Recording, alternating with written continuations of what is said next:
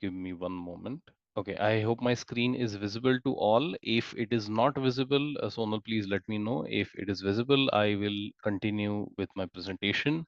So a very warm welcome, great afternoon to all of you, and a very warm welcome to the Spring Nature webinar specially dedicated to ONOS member institutions. This webinar is going to talk about metrics, but beyond metrics, how to decode research impact and reputation that goes slightly beyond metrics. This webinar is a part of series of webinars that Spring Nature is doing for ONOS member institutions. You can find all the previous webinars that have been conducted on a YouTube channel. I will be sharing the link of the researcher ONOS Researcher Connect YouTube playlist with you shortly. This is the second webinar that we are doing on the topic of metrics. The first webinar was slightly more introductory in nature. This is going to go slightly deeper and will also speak about aspects that go beyond metric. Today's speaker is Sonal Shukla. We will get to Sonal's presentation shortly. Before we begin, everyone is currently on mute. If you have any questions, please type them in the Q&A bar. You can, if you are logged in from your laptop, you will find the Q&A button on the bar at the bottom of your screen. If you are from your phone, you can find it in the options setting. Uh, this session is currently being recorded, and a recording of the entire session will be shared with all of you on email in the next 2 to 3 days. After the webinar ends, we request you to please fill in a very short feedback form. It would not take more than 2 to 3 minutes. It's a small 4 or 5 question survey. It will really help us improve our future sessions. We at Shipka Nature take surveys extremely seriously, and we make sure that any feedback that you provide, we try and implement those observations and your criticism to make our future sessions even better. Today's agenda is going to be, I'll very quickly, I won't take a lot of time, I'll very quickly go through the content on from Springer Nature that is available through ONOS, a little bit about ONOS website, how you can access the ONOS One Nation, One Subscription content. Uh, then I will hand over to Sonal, who will go through the metrics and beyond metrics presentation, and we will have a dedicated question answer session where Sonal will be able to answer all your questions. I would request you to please restrict your questions to the topic itself. If there are any other questions that go beyond the scope of the topic, we will collate these questions and we will get back with you with the answers. But in the live session, we will be able to answer only the questions that are relevant to the topic being presented today. Let's quickly go through what content is accessible through One Nation, One Subscription. Quickly about ONOS, as you all know, One Nation, One Subscription, or ONOS, is a landmark step that has been taken by the government of India. The global research community is having a very interesting eye on this project, because this is a legendary step wherein a country like India, such a diverse country like India, has been brought together under one single subscription model. In the phase one of ONOS, the government institutions, government educational institutions, and research institutions are part of One Nation, One Subscription in phase one, which is going to go on till 2027 December. Uh, Springer Nature is also one of the publishers through which you at ONOS are getting a subscription, are getting access to different journals under the One Nation, One Subscription ONOS website. There is a dedicated ONOS website. I will share the link of that website with you all again. As you all know, there are 6,500 government and higher educational institutions, R&D institutions covered under ONOS. There are 30 publishers, global publishers, which are providing content through the ONOS system. Uh, more than 13,000 plus full text journals across different publishers are available to all member institutions. The access model is going to be IP based for 1100 core institutions and 5,000 plus colleges that are also part of ONOS. They will have access through off campus, which is provided through in field, which is again a system provided by Infilib Met Center. I will share these details, the links shortly in the chat section. Important feature that has been recently announced by the government of India is also an APC coverage, that is article processing charge coverage under the One Nation One Subscription uh, scheme. There is a central fund of 150 crore per year. So this year it is going to be till December. This fund is going to be utilized till December for publications from authors that are part of ONOS member institutions. The APC charges, APC charge support will be provided through ONOS. Details about how you can get this support are now available on the ONOS website.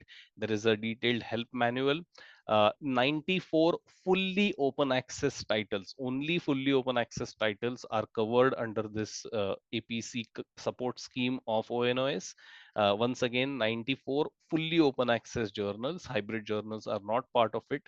The guidelines of application will be present on the website. You can also browse through all these 94 fully open access titles on the website. Springer Nature journals are also a part of these titles. Now, going on to how you can exactly access different. One important thing before I get into that, the APC support coverage is available to all registered users on the ONOS portal, and you can register yourself as a user only when your institution is registered on the ONOS portal. So if your institution has not yet registered, please ask a librarian to register on the ONS portal so that you can create a one-time registration for yourself. And once you're registered, you can carry out the APC support as per the guidelines and ask for APC support through ONOS. Now, about accessing different journals through the ONOS website. Uh, Today's session, we will not go in depth on the website itself or on the portal itself. Basically, there is an institutional registration through which individual authors get access to all the journals available. There are recordings of details on how to do this, how to access the portal, how a librarian can create an account on ONOS website. I once again I will share a link to all of these webinars, but again we are going to do a similar session. Sorry, again we are going to do a session that will go in depth on the ONOS portal and ONOS website in early December. You will shortly get the invitations for these sessions on your emails as well. Now, what Springer Nature journals are accessible to ONOS members? It's very simple. Basically, all Springer Nature journals across the entire Springer Nature portfolio, across different imprints, are accessible to all ONOS member institutions. All the material right from backfile access from 1997 onwards. Anything published from 1997 onwards till the very current journal publications that are available on Springer Nature website are accessible by all ONOS members. Excuse me. Uh, However, for access, AIS code is required for the institution to register on the portal and provide access to their users. If your institution is still not registered or if your librarian does not have an AIS code, please ask your librarian to apply for an AIS code by visiting the AISH portal. That is how you will get access. Once again, the previous recordings will give more information about how to do that. And again, we will be conducting a session in December, which will also talk about all these aspects. The December session will also go in depth in the open access support provided under ONOS. As you can see, the coverage under ONOS is spread across our different imprints, including Springer journals, 2000 plus Springer journals, Nature research and academic journals on nature.com, Palgrave Macmillan journals, which has a substantial coverage of humanities and social sciences journals as well, and ADIS journals are also covered. This is an important aspect because earlier, through individual institutional subscriptions, only 4 years of backfile access was available for nature journals. If your institution subscribed to nature journals, only 4 years backfile access was available. However, through ONOS, even nature journals right from 1997 onwards, all content, even in nature journals from 1997, is accessible. However, anything before 1997, anything published before 1997 will not be accessible. It goes beyond the scope of ONOS. But 1997 onwards, everything, including Springer, including nature journals, is available for you to access.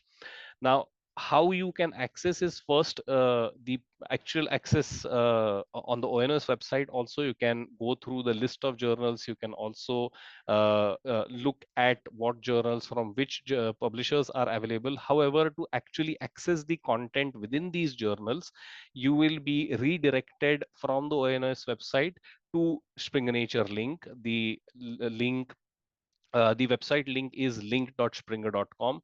Now we have a single Springer Nature link where even the nature journals are available on link.springer.com itself. However, we have continued maintaining individual nature journal websites as well, which can be accessed through nature.com.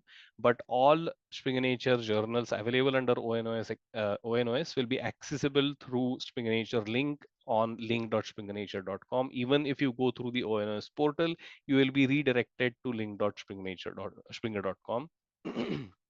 This is how the portal broadly looks like. Again, in future sessions, we will go in depth in how to use the Springer Nature portal to access exactly the kind of research that you are looking for.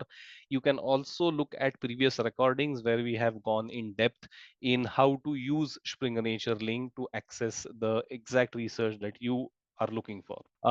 Now we are coming to the conclusion of my part of the presentation. Before I end, if you have any queries specific to the implementation of ONOS in your institution, or your librarian has any specific queries, you can visit the ONOS portal and visit the FAQ section. You will find details about all commonly asked questions. Again, I will share the link once I end my presentation. You can also visit the contact us page on the ONOS portal or write to support@onos.gov.in. For remote access setup, as I mentioned before, core institutions have a different kind of access and individual colleges will have a different kind of access. So for remote access setup, you can write to infed@infilibnet.ac.in. Your institutions, your librarians could write to this institution. For any other queries that are specific to Springer Nature, you can directly email online service@springernature.com, or you can also reach out to Alpana Alpana Sagwal. Alpana is the one who conducts all the sessions. Today, I am conducting this session on her behalf.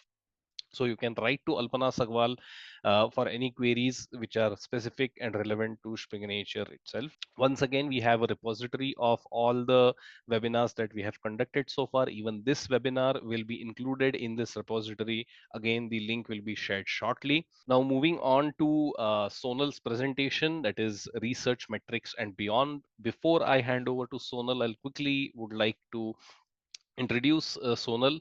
Sonal Shukla is the head of abstracting and indexing at Springer Nature. While she is based out of New York, currently she is visiting India and is in the India office with us, and hence she is able to conduct the session so early and at 3 p.m. India time. Sonal brings with her an immense and vast experience in publishing, and she makes sure that the content published in Springer Nature and books is disseminated widely and indexed across different indexing and discovery ranking services, making sure that the content gets absolute maximum visibility. Sonal's team collaborates with publishing colleagues to help them grow their portfolios, that is, these are journal portfolios, and also to enhance the impact of the content that is published by the journals.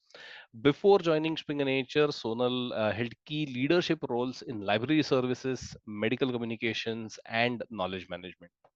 Again, any questions, please write to Alpana Sagwal. I will now hand over to Sonal Shukla. Over to you, Sonal. Thank Just one thing here. Once again, if you have any questions, please put them in the Q&A box. I will collate all the questions, and towards the end, we will ask Sonal. And at the end, you will also be able to raise your hand and unmute yourself and ask your questions. Sorry for interrupting you. Please, over to you, Sonal. So, thank you so very much, Neeraj, for introducing and giving me this opportunity on this ONOS platform um, to talk about metrics and beyond metrics. So, as Neeraj explained or introduced me, I'm Sonal Shukla, Head of Indexing at Springer Nature. In my job, I make sure that everything that Springer Nature publishes gets into appropriate subject specific and multidisciplinary databases so that the content can be discovered at the right time in the right format for the right audience. So it is not just limited to the discovery aspect. Our job is also to make sure that we provide guidance and work with editorial teams, authors, publishing teams to ensure that their research that is published through our journals get the maximum impact. Based on the feedback that Neeraj and Alpana received from the participants of the previous webinars, the focus of this presentation is introduction of the metrics and then talking beyond metrics. So let's get started. The first point or first aspect of this presentation is about top metrics. So I'm going to be starting with SciMago journal rank. This is the journal level ranking, and it is an independent service that provides the journal ranking uh, to the content that is published in Scopus. So basically, SciMago database takes the content and the data from Scopus and they provide the ranking based on their own method of calculations. Now, before we start talking about all these different metrics, I just want you to understand that Springer Nature is DORA signatory. This means that Springer Nature doesn't prioritize or value only one metric or bibliometric. We take multiple benchmarks and standards and metrics into consideration in helping the authors, editors, and stakeholders in evaluating the research and the impact of the research. And the first one of the metrics is SciMago. So what does SciMago do? How is the calculation done for SciMago? So the SciMago citation count is for a given year. It is for previous 3 years of citations are taken into consideration. Um, so it is very similar so far as a citation count is concerned, which is consistent over Scopus Citescore and impact factor. So far as citation count is concerned, it is counting the number of citations received in a given year by articles published in the journal during the previous 3 years. So, for example, the citations accrued in 2025 for the articles published in previous 3 years, which would be 2024, 2023, and 2022. Uh, the way it is calculated, it is not just a simple calculation. SciMago adds weight citation by source prestige. So it is, what is the prestige of the source that is citing that is taken into consideration, which is unique and at the same time it is similar to eigenfactor. So not all citations have the equal weight. Citations from the more prestigious journals with higher SJR scores are given more weight than those from the less prestigious ones. And they also normalize by number of articles.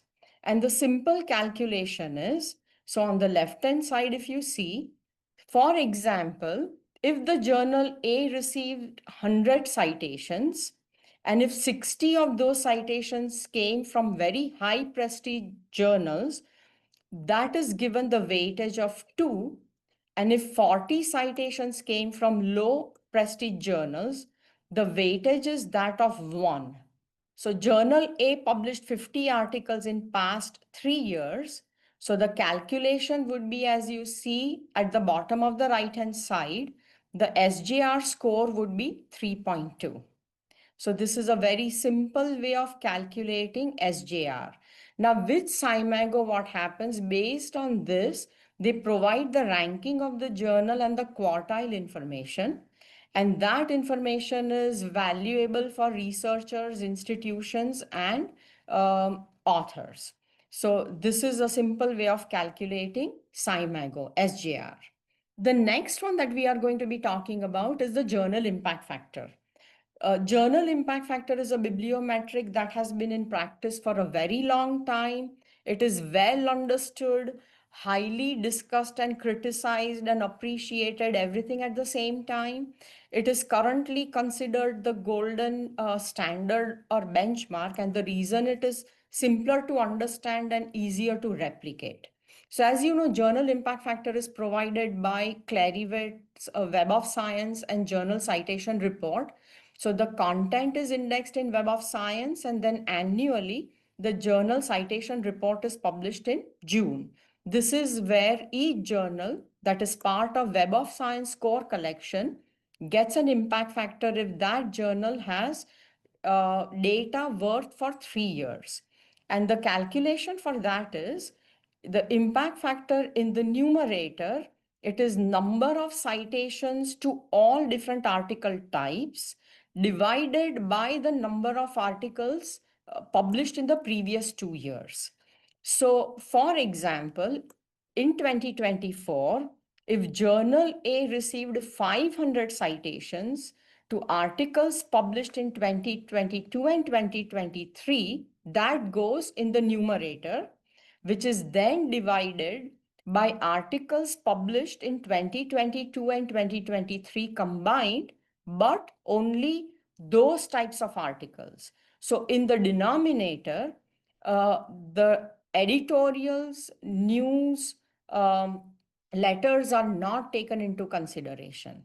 And because of this, there is a lot of criticism because there are different ways of gaming the system. So, but this is very simple to understand, replicate, and because this is in practice for a very long time, this is the most acceptable bibliometric worldwide, and that's why people look forward to getting the impact factor to their journals. The next one, which is very similar to impact factor, is Citescore. Now, the impact factor is provided by Clarivate, and the database that is used is Web of Science, and impact factor is published in Journal Citation Report annually. For Citescore, it is part of Scopus database, where the content is indexed in Scopus, but the calculation is done in a little bit different way. So for Citescore, it is the number of citations in the numerator that is from the same article types divided by the number of documents, but it is exactly the same article type that are taken into consideration both for the numerator and denominator. And for both of them, it is the 4 years window that is taken into consideration.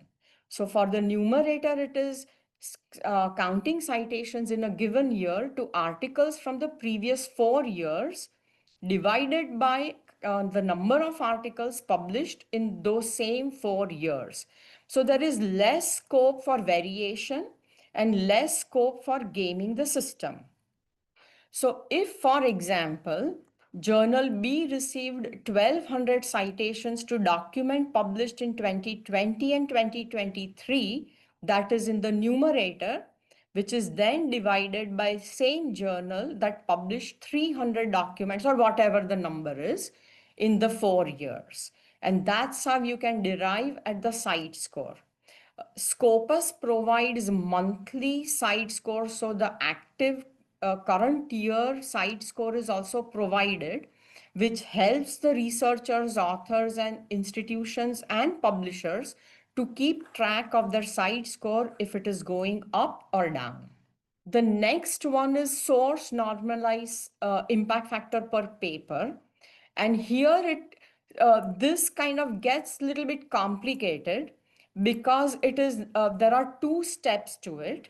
So for example, here, if a journal published 100 articles in last 3 years and received 300 citations that year, that calculation is done first, then that is then uh, compared with the citation potential of the subject field, which means, for example, the citations are, I mean, if the journal published 100 articles in last 3 years and received 300 citations, that calculation is done separately. And then estimated DCP is the average number of the citations in the journal subject area, which is again provided by Scopus. This is a way of normalizing so that it is, there are less variation. However, this calculation is, as it was not easy to explain, it is not easy to replicate. Therefore, it is not widely used because there are potential of having lot of variations. But it is important to understand, and it is the normalized which plays an important role, but it is not still very popular. Then we are going to be talking about eigenfactor. So eigenfactor, as we saw, it was similar to SJR, and it is a way to measure the importance or influence of a scientific journal. So as we saw in SJR, the impression or the prestige of a journal came into consideration. Similarly, here for eigenfactor, it is the perceived impact of the journal that is taken into consideration. So imagine that all academic journals as nodes in a network, and on the left hand side, I'm trying to explain that through this diagram. If you draw arrows from one journal to another when it cites the other, and then each arrow has a weight of, for example, 0.4 or 0.8, and then you weight the citations that is based on, that represents the relative importance of citation. And here, not all citations are considered equal. A citation from a highly influential journal gets a higher weight compared to citations from a less influential journal, which is going to get a lower weight. So that is the main difference here.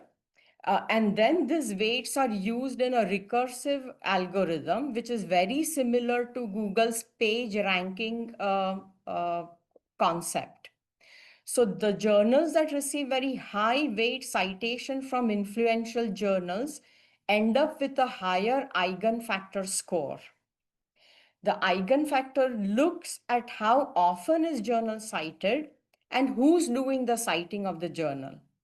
So that is again the perception of a journal. If a journal has very high reputation, then the citation in that journal through that journal gets more weightage.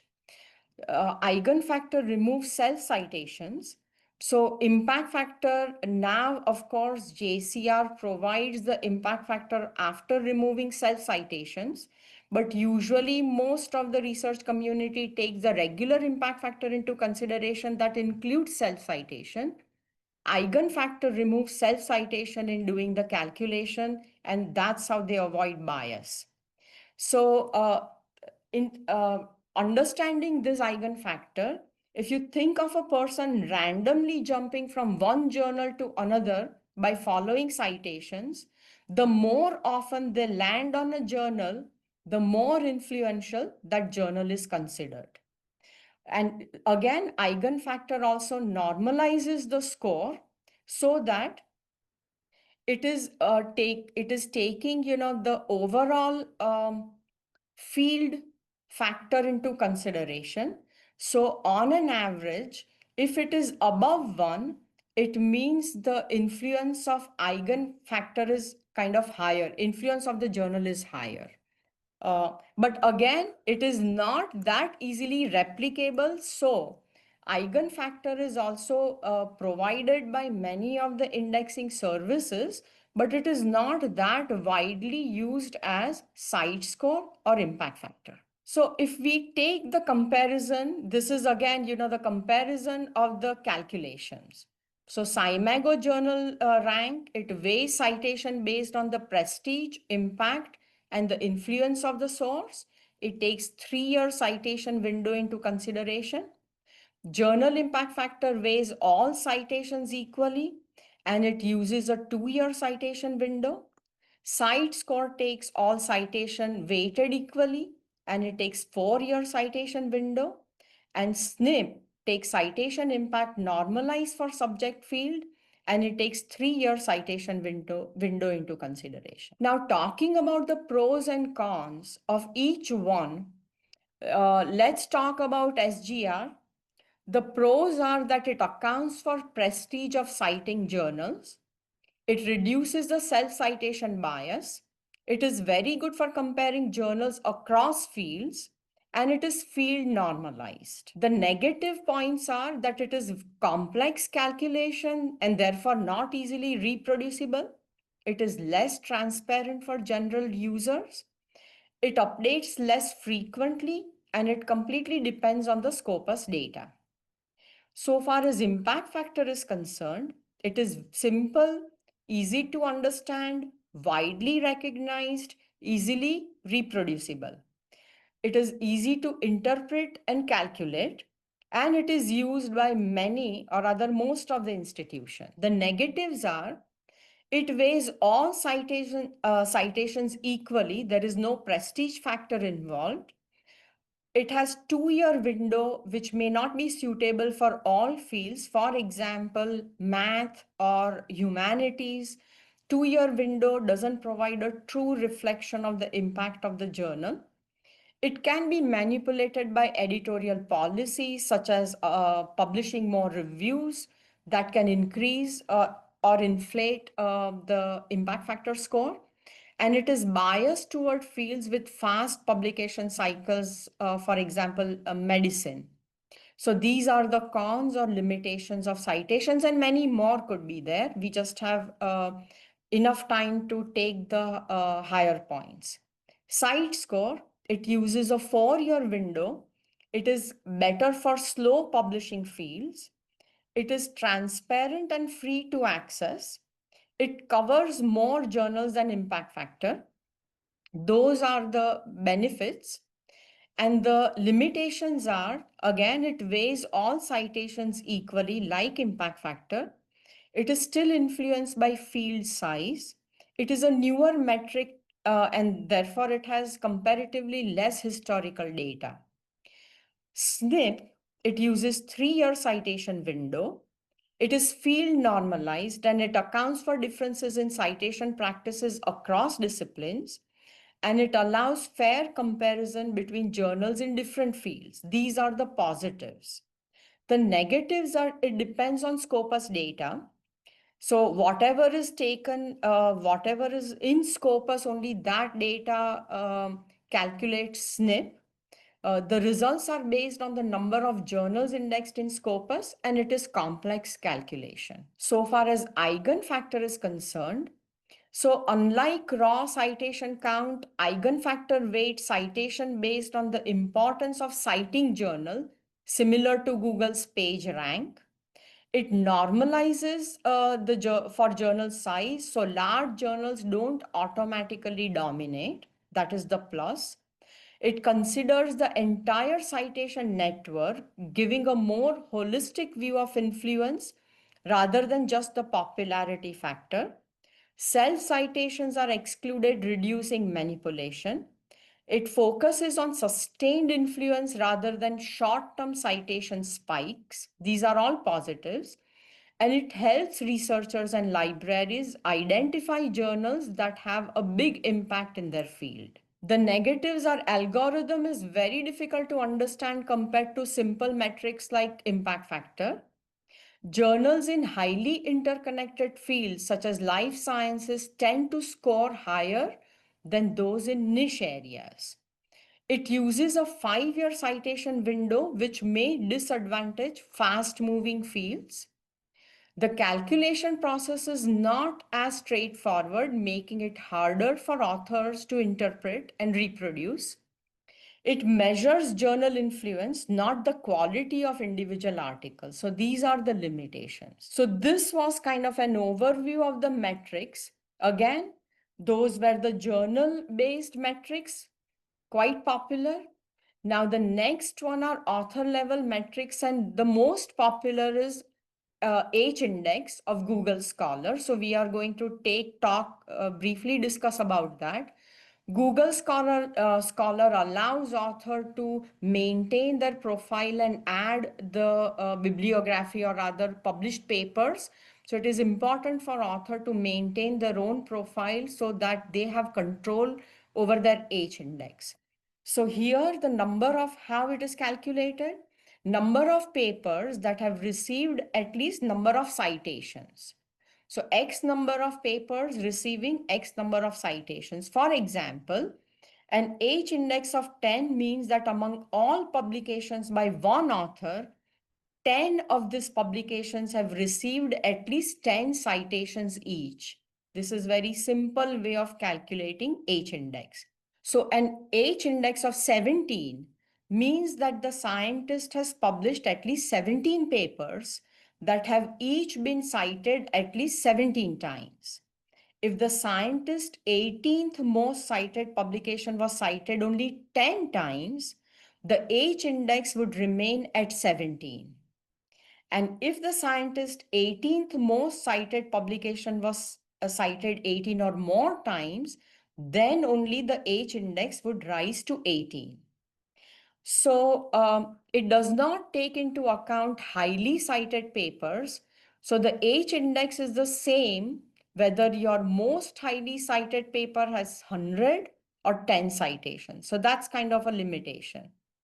Authors with longer career spans and more publication will always have higher scores. So this is the H index calculation, very popular at author level, and authors are encouraged to maintain their profile in Google Scholar. This way their H index is under their control and up to date. So now let's talk about the quartiles, because quartile discussion come into discussion. They are, we get so many questions from authors and researchers about the quartile, because emerging researchers want to publish in high quartile journals. That has been the practice. So the quartile is usually, this is the very simple calculation. So in a given category, if we take Web of Science as an example or Journal Citation Report as an example, so within a subject category, all the journals are kind of divided in 4 different quartiles, and it is 0 to 25% are a higher quartile, quartile number 1, 25 to 50 are quartile number 2, 50 to 75 are quartile number 3, and 75 to 100 are quartile number 4. So the calculation here is, so when sorted by impact factor, if a journal is ranked 78 out of 314 journals in a category, that placement of the journal's quartile is going to be in quartile 1, because it is in the top 25 journals. And it is here I discuss also, I mean, I highlight also the value of each quartile. So quartile one journals are considered high impact and visibility journals. They contribute substantially to the subject area. There is significant citation accrual. It is widely respected and chosen for the publication for innovative research. And quartile two considered, this is the again perception, this is the impression. Quartile two journals are moderate impact and visibility, moderate accrual of citations. It is significant but not as groundbreaking as Q1 journals, and it is valuable and enhances a researcher's reputation. We are talking about journals in those quartiles. Quartile 3 perceived as diminished impact, visibility, local and niche interest, fewer citations, appropriate for disseminating incremental or specialized research, which I consider very important. That's the Q3. And Q4 journals are lowest. The visibility is limited with less significance and reach, minimal citation activity, and it doesn't enhance a researcher's reputation. However, things are changing. Lower quartile journals are valuable also because they support global research. It is an important building block for the overall scientific research, and therefore, research published in low quartile journals doesn't automatically mean that they are less in the value. So here I provide a link to Springer Nature's white paper that shows that journals with lower impact factor are widely used and contribute meaningfully to the global research landscape, supporting specialized fields and fostering inclusivity. So our points and the points in this Springer Nature white paper is that all validated research has value. Q3 and Q4 journals develop and sustain specialized fields and emerging disciplines. So they are indeed valuable. They provide essential platform for global discourse and equity. And journal rankings are not static.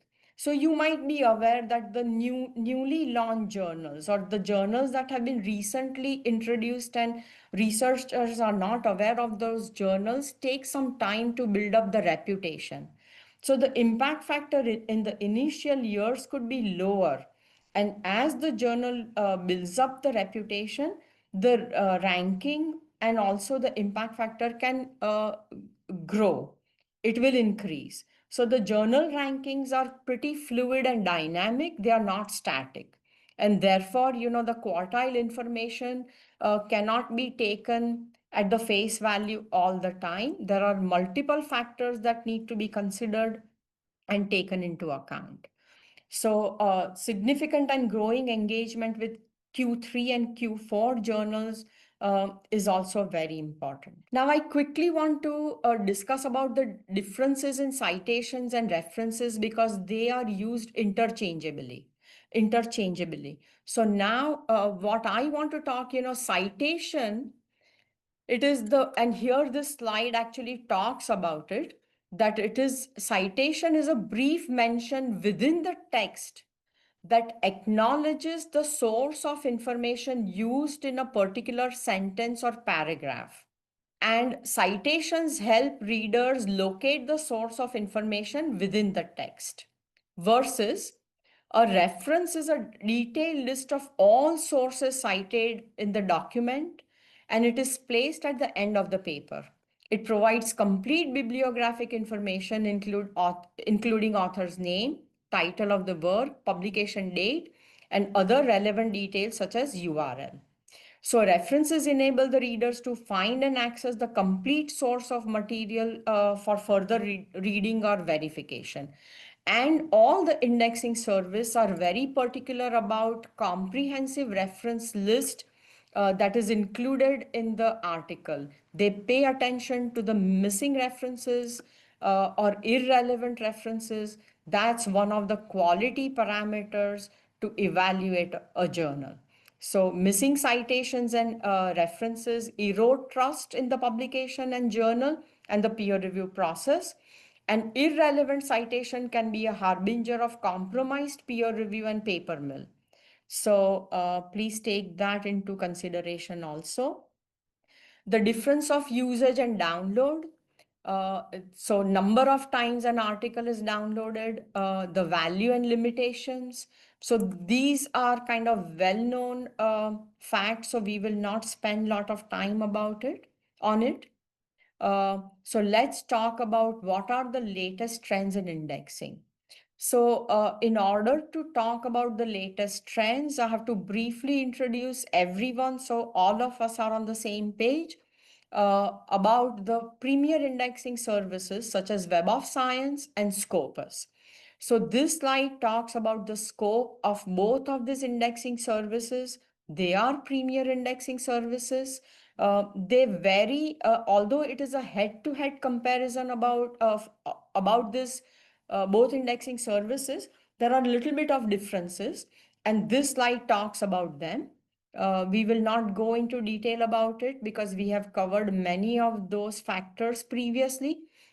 Just one point, that Web of Science core collection is the platform that has multiple databases or indexing services such as Science Citation Index Expanded, Social Science Citation Index, Arts and Humanities Citation Index, and Emerging Sources Citation Index.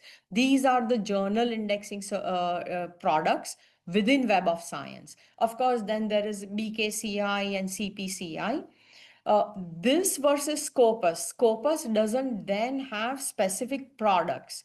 It is one platform, one database, and everything, all different types of products are or not article types, product types are indexed in one database, that is Scopus. So books, conference proceedings, book series, and journals, everything is indexed in Scopus. They do not have separate products the way Web of Science has. Now, I want to briefly also touch upon the points about the role of these indexing services in providing professional visibility for authors and institutions, of course, to other stakeholders also, such as publishers and society, and in general, researchers. But here, this slide highlights authors and institutions. So the indexing service provide increased discoverability to the content that is published by authors. So authors who have put in so much of effort in publishing their manuscript and research, it would be lost if it is not discovered. And these indexing services are the platform. Some of them are multidisciplinary, like Scopus and Web of Science, and others, such as PubMed or EI Compendex or Agricola or Astrophysics Data System or kind of Chemical Abstract Finder. These are subject specific indexing services that provides a platform to discover quality content. They also, most of these services, through their metrics, measure impact. So it is very helpful for all stakeholders to understand the impact of the article or the journal. So it provides an easier context so far as research impact is concerned. To authors, it increases reputation for author because it allows them the platform to disseminate their research through this indexing services platform. It also offers them a platform to select quality journals, and it also offers the opportunity to authors to network and find co-authors who are doing similar types of research. So it is the networking platform also. So far as institutions are concerned, it gives them the platform to evaluate research not only for their institution but also to do the comparative analysis of the competitor institutions and what are they doing. So these indexing services provide that platform. It gives benchmarking and ranking to put, to understand where each institution stands in comparison to other institution doing similar work, having similar goals. It also provides the information, data, literature to do the strategic analysis.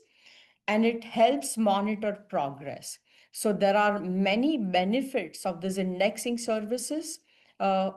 Here we are talking only about authors and institutions, but in general, to all stakeholders that are in the ecosystem of scholarly publishing. So recently, you might have noticed that some of the premier indexing services have become very stringent with the requirements, and they are placing the journals on hold, or they are deciding to delist the journal. So what is the reason? We get a lot of questions from internal Springer Nature teams as well as external stakeholders such as researchers and institutions and authors, that what has changed, why there is so much of scrutiny. But from indexing services perspective, these are many of all of them are independent, of course. They are not a part of any publishing group, although Elsevier is the owner of Scopus, but Scopus claims to be publisher neutral and independent. So all of these indexing services are independent, and in some of the cases, they are commercial companies. PubMed is not a commercial company, but Web of Science, Scopus, and then SciFinder, all of them are part of commercial companies. So, as a commercial company and as the owner of these databases, they have obligations to their subscribers and customers to provide uncompromised, authoritative, and reliable information. And therefore, their focus and priority is to offer that reliable and authoritative, uncompromised, and scientifically sound content to their subscribers. And it involves their reputation also.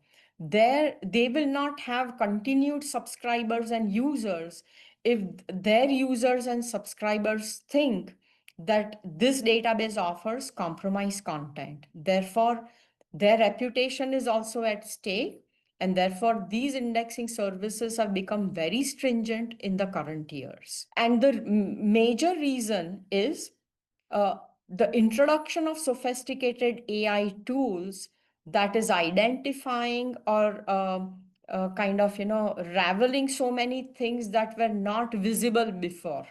And the research integrity issues is one of the major concerns why these indexing services have become so strict. So these indexing services, premier indexing services, are now acting like regulatory agencies. So retraction has been one of the major reasons. The surge in retraction, paper mill, image manipulations, that is one of the major reasons. In 2002, just in every 5,000 published paper was retracted, but within 2020, by 2023, that surge has become tenfold, which is a serious matter. Now, the other component is, the expectation of research communities and institutions and scholarly publishing ecosystem and stakeholders is also expecting everybody to be transparent, responsible, and then be kind of accountable, especially so far as integrity issues are concerned. The AI tools, the ease of AI tool, and the capability of AI tool, which is, making all these ethics related issues visible easily, have made everybody so aware. Uh, then the information sleuths are actively involved in identifying the issues. Social media discussions and the quick dissemination of those discussions uh, and constant discussion, as we are seeing, have made this issue kind of at the center, and that is the reason we hear about this so much. And again, the entire scholarly publishing ecosystem and all stakeholders agree that when a measure becomes a target, it ceases to be a good measure. So, any metric in itself cannot be considered the ultimate.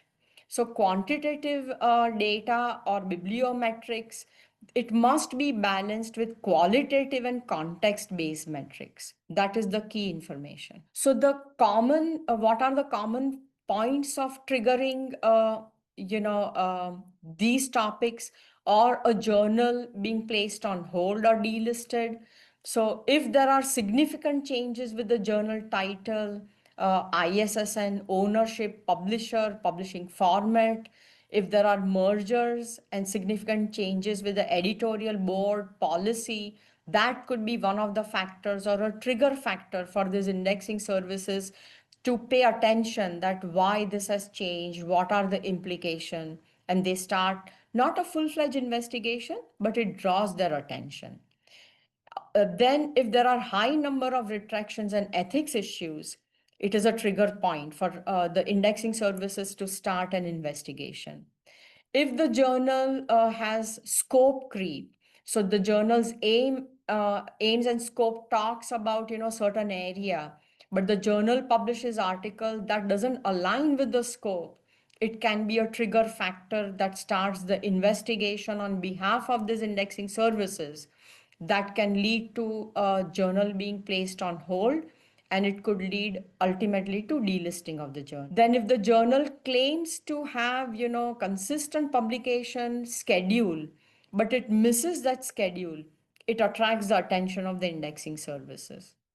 If a journal has sudden surge in publication, it is going to attract the attention of the indexing services. For example, if the journal published 200 articles a couple of years back, and within 2-3 years, the journal is now publishing tenfold, the indexing services are going to check that is quality compromised. So they may start the investigation. And again, all these indexing services keep track of the social media discussions, and they pay very close attention to the integrity issues that are being discussed on all these platforms such as PubPeer, Retraction Watch, or information sleuths. So what is the key message? The key message is once a journal or a content is indexed, it doesn't necessarily remain indexed.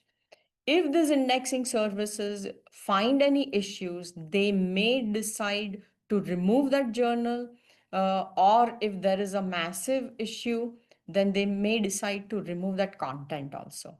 So indexing is not guaranteed forever.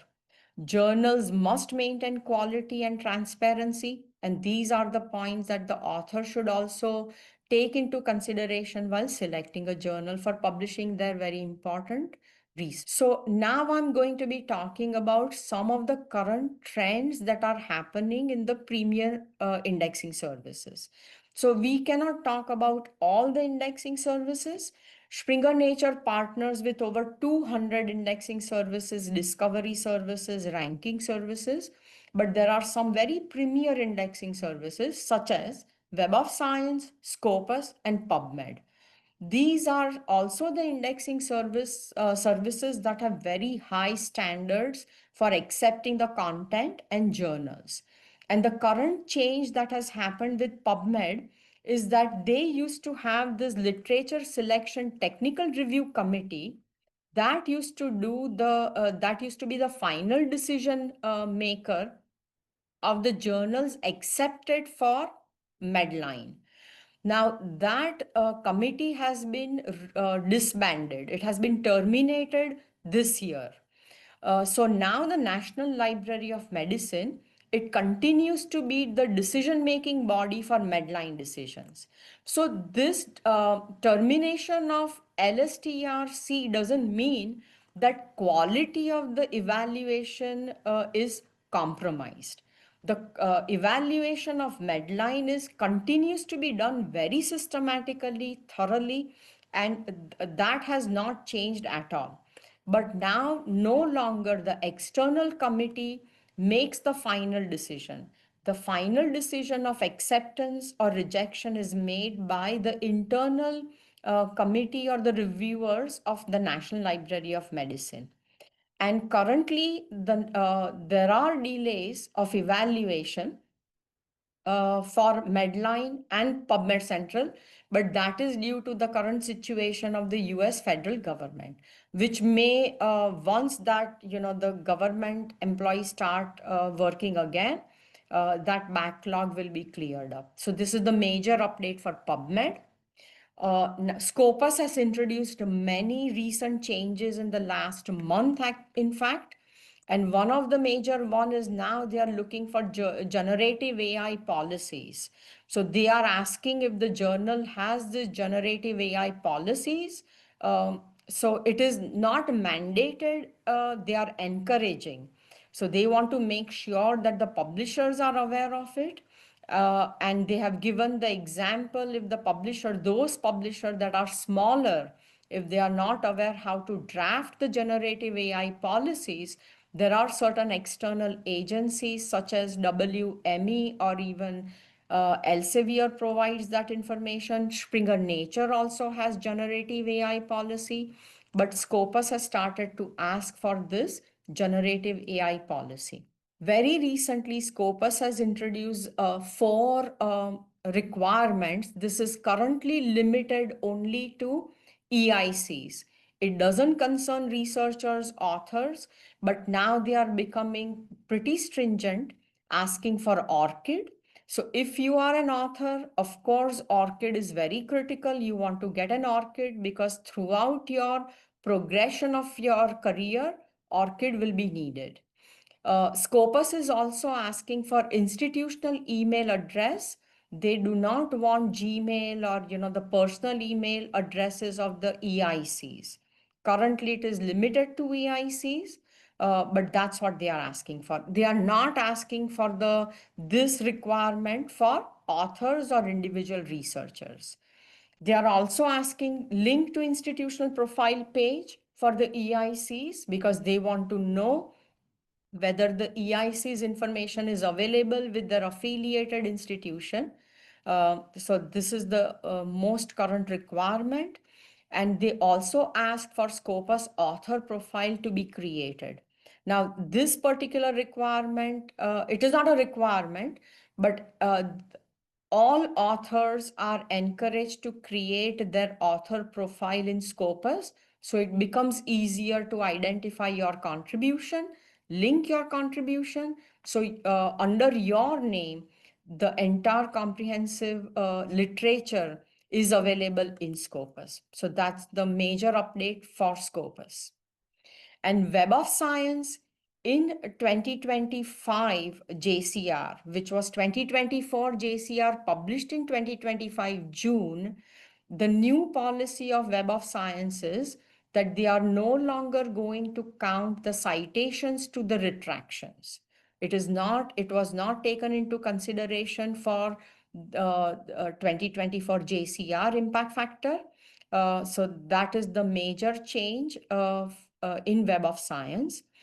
There was no significant effect because of that on the Springer Nature content. It was, less than 1% of the content was affected. So now let's talk about beyond metrics. Uh, so what I want to, the second part of this webinar is, not just talking about the traditional metric, but going beyond it, right? So, but in order to go beyond metric, it was important to introduce the basic metrics. And that we did initially when we started the webinar.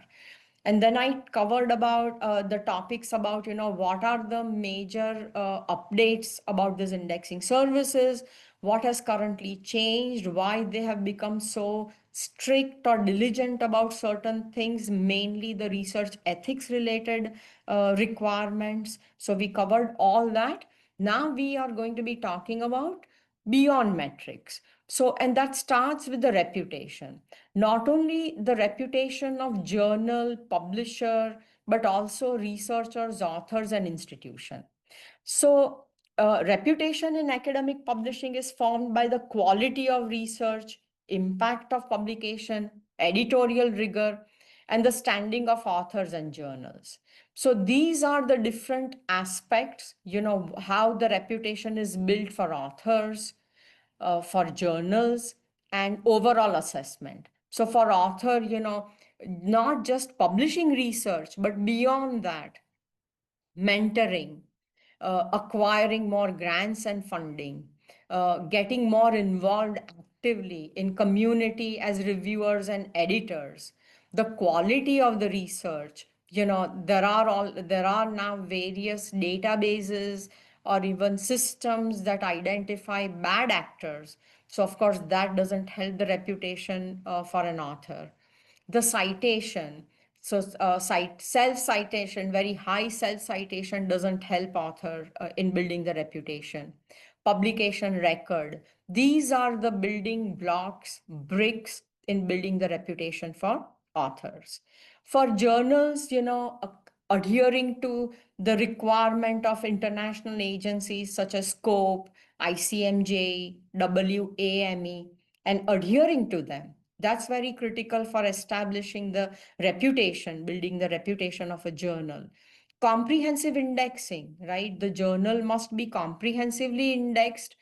Getting indexed in some of the premier databases is itself an indicator of the quality of that journal. So that helps in building the reputation of a journal. Adhering and complying with the publication ethics. So, avoiding retractions, paper mills, all those will always tarnish the reputation of the journals.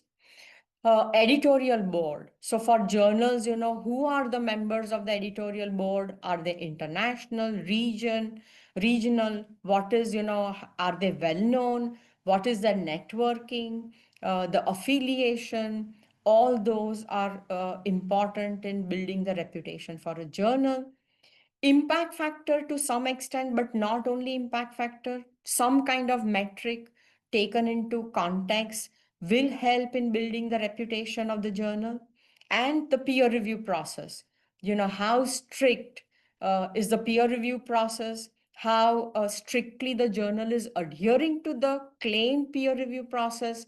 These are all the important consideration and factors in building the reputation of a journal. And overall, the reputation is either broken or built with the social media discussions.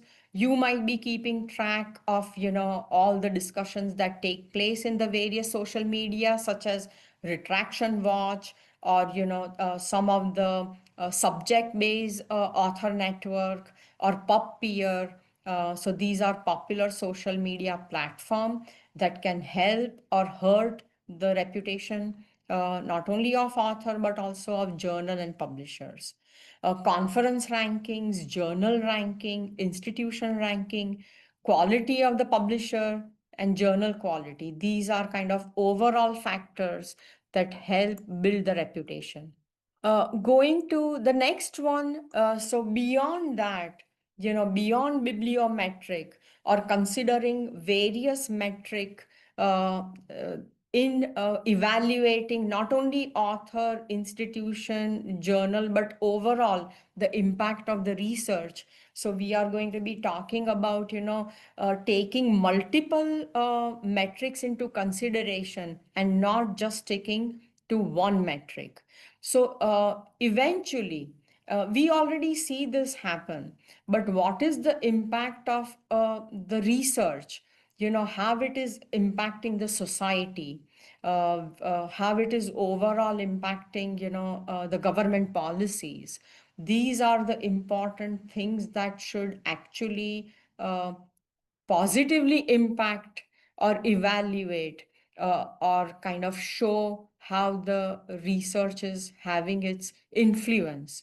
And we have already seen the examples like in public health, on vaccination or smoking ban or traffic safety, nutrition labels or drug policies and regulations. This has happened because of the discussions and the research and, intense debates and back and forth argument, which eventually resulted in the positive outcome. So that's the real impact of the research that was, overall on public health. Similarly, on government policy, the housing, these are some of the examples only. This is not a comprehensive list, but how this, policy and impact on society positively have made a difference. So, crime prevention, workplace safety, on education, school funding, teaching and learning methods, global comparison, parental involvement. These are some of the examples that I can kind of cite. And there is constant. This is not a static list. Constantly, we are seeing how research is making a difference in policy overall in the having such a strong positive influence on society and humankind. Here at the bottom are some very sampling of example of the some of the research we have published that has made a difference. And these are the examples of our research in the sense it was published by Springer Nature.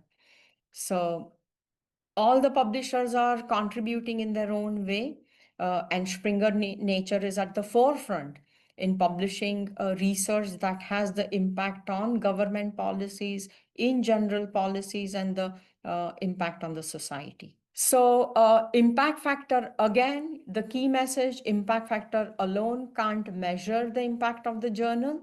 Uh, some of the journals can have low impact factor, but they may be very high in reputation and the research impact. So then you could wonder that what are the reasons that the impact factor is lower, but overall research is pretty great. Those journals that are targeted for practicing professionals or busy professional or industry, where citing article may not be that important. So those types of journals that are meant not for academicians, but for practicing professionals, can those journals can have a lower impact factor but very high on research impact. Journals that are focusing on the niche area can might also have like a lower impact factor but very high in overall research impact. And the newer journals that require some time to build up the reputation and impact factor, and they might not have accrued enough citations, and that could be the reason that the content that they are publishing may have very high research impact but their impact factor may be lower. So some of the examples of the Springer Nature journals that are lower in impact but are very great in research impact. For example, Journal of Material Science, Materials in Electronics, Oncogene, Malaria Journal. These are some of the examples. So with that, I will end my session and now open it up for Q&A.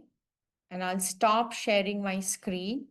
You can enter your questions in the chat box or Q&A, and Neeraj will coordinate that. So please, Neeraj, go ahead. And thank you everyone for your patience and listening to me and giving me this opportunity to present on research metrics. Thank you so much, Sonal, for the really in-depth insights. We have two questions in the chat box, but at the same time, if anyone would like to ask a direct question, they can still raise their hands and I can unmute you and you can ask your questions. The first question is about ResearchGate. They are asking, can you talk about the citations from ResearchGate? Also, an allied question is, why is it that for some journals in the Q1 category, they do not have a collection. However, those in Q2 or Q3 have collections. Yeah, that's a good question. So let's first talk about ResearchGate. So ResearchGate, although Springer Nature partners with them, it is not considered an indexing service. Therefore, I'm not actively involved with ResearchGate. From what I understand, ResearchGate allows the authors to directly participate. And I think they do allow author accepted manuscript version to be deposited in ResearchGate. So far as the questions regarding ResearchGate is concerned, unfortunately, I'm not the right person to answer because it is not considered an indexing service. And the second one is about why some Q1 journals do not offer collections.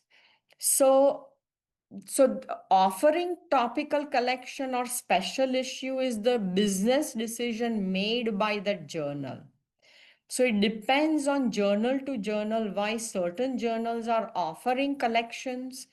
And if they happen to be in Q2, then that may be the situation, but there is no particular reason why Q1 journals are not offering collections. I've not had the time to actually do a thorough analysis because this question did not come up before. However, we can analyze and find out, because from what I have seen at a very high level, that some of the Q1 journals published by Springer Nature also offer topical collections.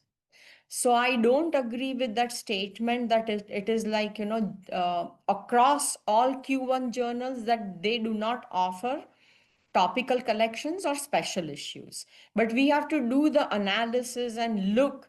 It is possible that the percentage of Q2 journals are higher with offering topical collections, but we have to do the analysis and then come back to you. But yeah, it is not usually the case, and it is a business decision. So there is no particular reason why it is that way. Thank you, Sonal. The second question is about preprint servers. Mhm. Does sharing preprint of research papers on online platforms, there are a few platform names, does it have any direct impact on citations? Does it increase citations? And are there any pros and cons to such uploads on preprint servers? Right. So preprints have been in existence for a very long time, right? Especially with archive, bioarchive, and more subject preprint archives are being introduced. And in physics, first they prefer to post it on archive before and get the feedback and the comments from their peers before they decide to publish in a journal. So there are pros, and the so far as citations are concerned, the preprint version of the article will start accruing citations. However, they are not carried over to the indexing services. So when a preprint version accrues citation, and when that article is published eventually in a journal which is indexed by Web of Science, those citations are not going to be carried over to Web of Science or Scopus. That article will have to start accruing citations independently in Web of Science and Scopus. However, accrual of that citations, higher number of citations, and the peer review comment may help in getting the journal published in a better, a quality publication. That could be the pro. Con, there could be lot of avenues, but as taking the experience of archive and bioarchive, it is a very popular practice to post a preprint version on those archive. So it is gaining popularity, and both Scopus and Web of Science have introduced preprint, including preprint. Of course, they are not part of their core collection, so they are not considered indexed until that preprint version gets accepted completely by a peer-reviewed journal. So, but preprint is definitely gaining popularity, and it is one way of kind of uh, yeah, it is wider audience, wider reach. So if it helps authors, they should definitely go ahead with the preprint. Thank you so much. There's another question, particularly in terms of self-citations. The question is, what are the pros and cons of self-citation for both the author and the journal in the indexed metrics? Oh, that's a very good question. So let's first talk about journal self-citation. So let me quickly define what self-citation is, right? So self-citation is when a journal cites its own self. It increases the citation number. Now, if that citation number increases significantly, it can have negative impact on the journal, because sometimes it is possible that that self citation is inflating the impact factor. So that is very carefully scrutinized, mainly by Web of Science, but also by Scopus. They do not like very high level of self citation rate because it is considered a bad research practice. and therefore high self-citation rate is not considered good. So, a Web of Science will decide to suppress a journal if that journal has a very high self citation rate, also not necessarily high self citation rate, but also if they see there are multiple factors that they take into consideration before suppressing a journal. So it is, of course, total citation count, but the subject area also. So there are various factors that they take into consideration. So that's about the journal self-citation. It is not considered good practice if there are higher self-citation rates for the journal, because it inflates the impact factor and therefore it is not encouraged.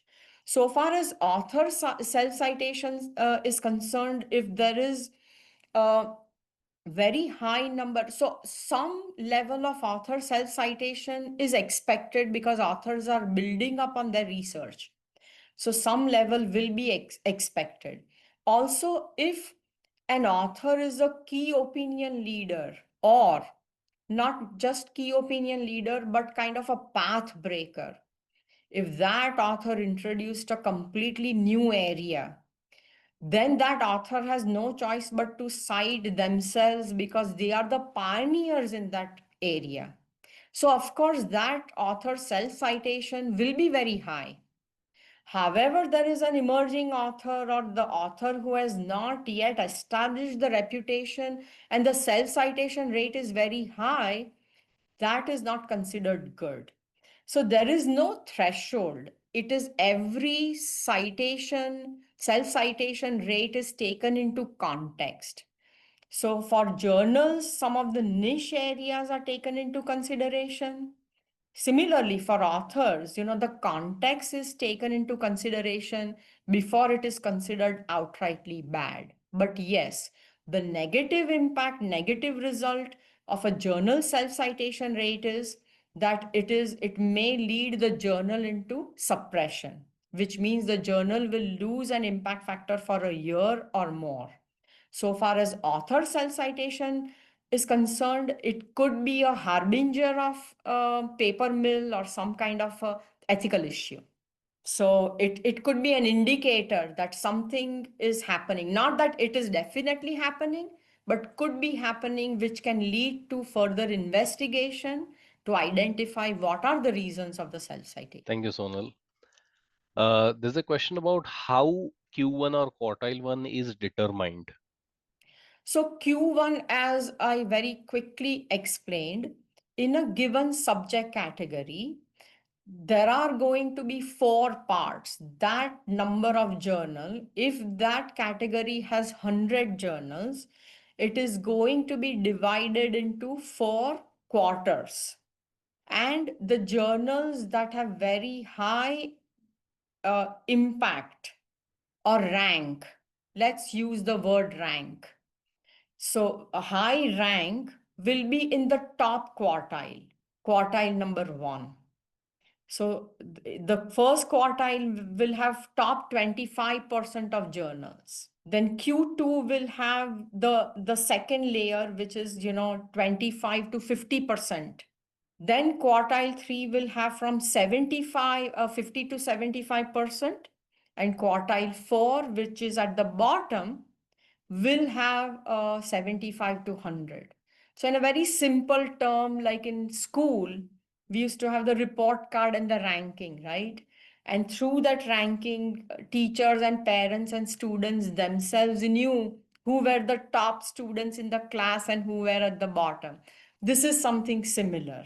So that's the quartile information. What was the second part of the question? Sorry, Neeraj. No, that's the whole question. Okay. Yeah. Yeah, there's another question about the differences in metrics presented on different websites. So the question says, why is there a difference between the number of citations on different websites, such as Google Scholar and others, such Very as good Researcher question. ID, etc. And also, how accurate do you consider Google Scholar as a research metric aggregator? Yeah, so very good question. So let's talk about, Google Scholar or Web of Science or Scopus. So Google Scholar, their crawlers crawl all these websites throughout the world and extract the content on their own. What they do not have any selection criteria. So they extract everything that is available to their crawlers. And based on that data, they provide their, metrics, which is not as qualitative or selective as Web of Science and Scopus or PubMed. So Google Scholar reaches tremendous wide because anything that is published and available, they will include it in Google Scholar. And based on that data, they will provide, it is completely automated process. There are no human beings involved in curating the information. Web of Science is highly selective. Getting your content into Web of Science is not easy because there are very strict requirements. Therefore, the number of journals covered in Web of Science is comparatively lower. So, for example, if Web of Science has selected 25 to 27,000 journals based on their very strict requirements, it is limited compared to Google Scholar that could have taken everything, every article, every journal, and it is not even journal based. It is whatever they get, a white paper, gray paper, whatever is available, they will include it. Scopus is has a little bit wider reach than Web of Science. Of course, Scopus is also selective, not as highly selective as Web of Science, and therefore their coverage is larger than Web of Science.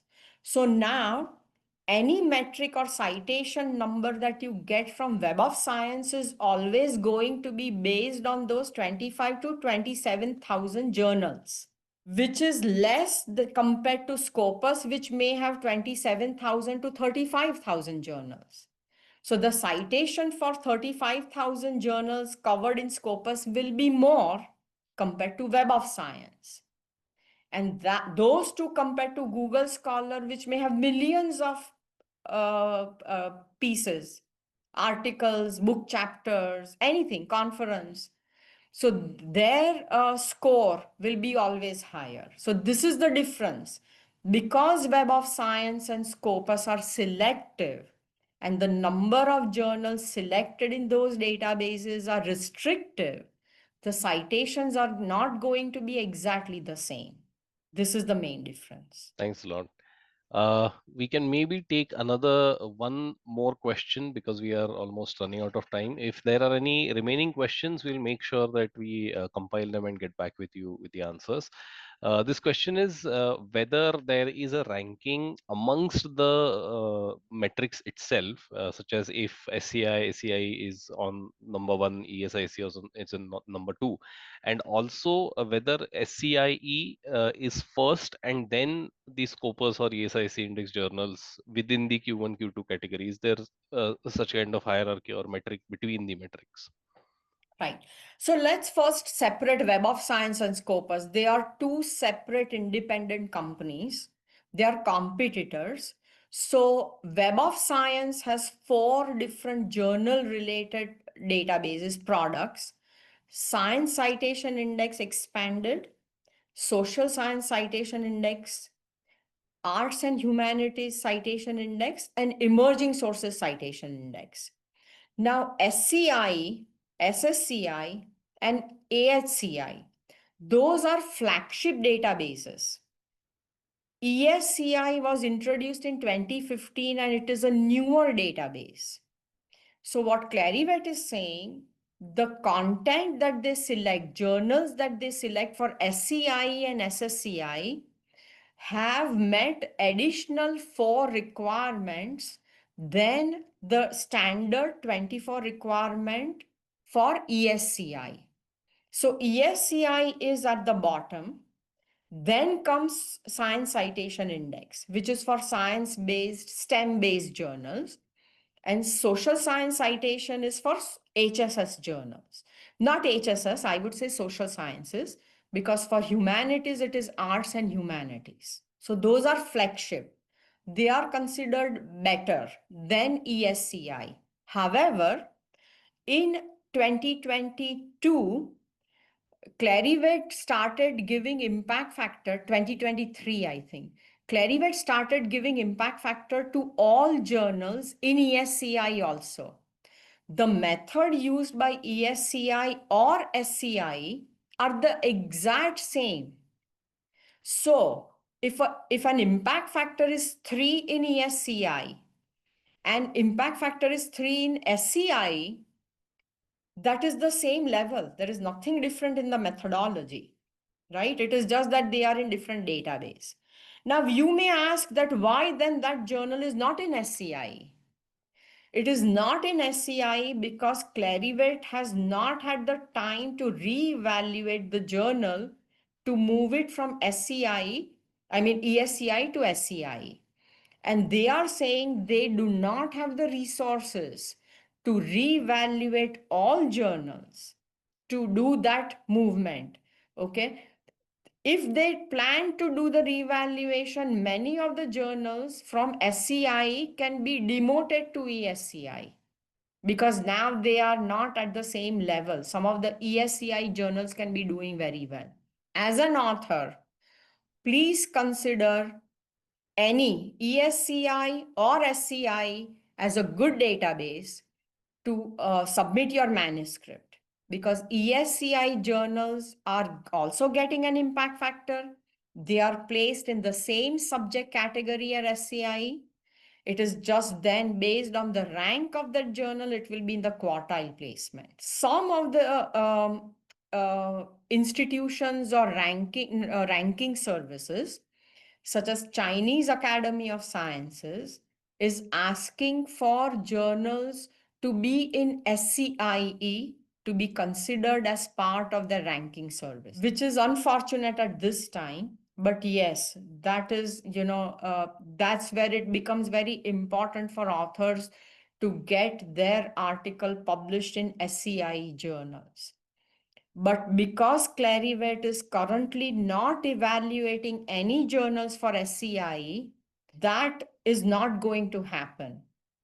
Clarivate is automatically on their own moving journals from ESCI to SCI if those ESCI journals are ranking number 1 in the combined subject category. So this year, just this week, in fact, they selected 2 nature journals that were initially accepted for ESCI, but now they are promoted to SCI because both those journals are ranking number 1 in their category. So naturally, they cannot be in ESCI. They have to be in SCI. So, but Clarivate is not accepting any suggestion from publishers, authors, researchers.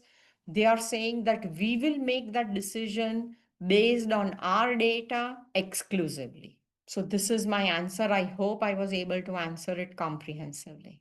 Certainly. Thank you so much, Sonal. We won't be able to take any more questions, but again, as mentioned, I will collate all the questions and make sure that I get back with all of you with the answers. Before we end the session, once again, I'll quickly start sharing my screen. I hope my screen is visible. If there are any queries or concerns or questions or any feedback that you would like to share with us, you may please write to alpanar.sagwal@springernature.com. We have been conducting these series of sessions right from March. The next webinar in this series is going to be on 11th of December. Once again, an invitation, a registration link for the session will be shared with all of you in a short while. We conduct these sessions on different topics, right from scientific publication, research metrics, as we did today, integrity ethics, AI and its use in publishing and research, and its ethical use in publishing and research, and other topics. But if you also feel that there are certain topics that you would like us to cover, you can share those in the survey form as well. These are our social media handles. You can always follow us on LinkedIn, Facebook, Instagram, or YouTube. The link shared for YouTube channel in the chat section will take you to the YouTube playlist where all the previous session recordings are present. Also, this current recording will also be present on the same YouTube channel in a few days. We will also be sharing a recording of this webinar to all of those who have registered for the session in the next 2 to 3 days. Finally, before you log out, there will be a survey that will pop up on a screen once the webinar ends. It is a very short survey with 4 to 5 questions. We request you to please share your valuable feedback. There are also free text sections in there where you can provide any detailed feedback or critical observations that you would like to share with us, and we will make sure we implement those in our future sessions as well. And thank you so much for all of you for sparing your time and sharing that time with us. Thank you so much for Sonal. She is extremely busy. She is continuously traveling currently, and yet she made time for conducting this session. And it has been an extremely in-depth session. We will try to conduct similar sessions in the future as well. So once again, thank you so much for being such a wonderful audience, and stay safe and please take care of all of you. I will end this session now and see you all soon. Have a wonderful evening. Thank you.